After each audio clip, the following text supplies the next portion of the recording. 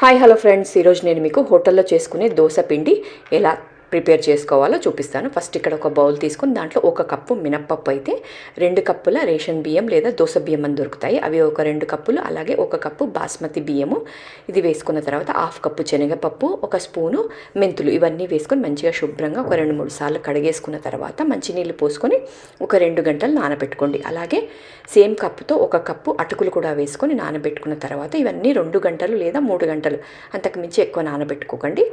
నానిన తర్వాత మంచిగా మెత్తగా పిండి రుబ్బేసుకున్న తర్వాత చాలా మెత్తగా ఫైన్ పేస్ట్ లాగా చేసుకోండి. ఈ పిండి చేసుకున్న తర్వాత దీన్ని కూడా మీరు ఒక 3 గంటల వరకు నాననివ్వండి. అంతకు మించి ఇంకా నానితే మనకి పుల్లగా పులిసిపోతుంది.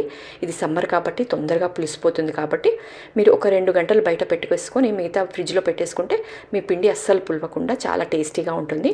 ఇంకా ఈ డీటెయిల్డ్ వీడియో చూడండి, మీకు క్లియర్గా అర్థమవుతుంది. నేను కింద మీకు లింక్ ఇస్తాను, క్లియర్గా చూడండి.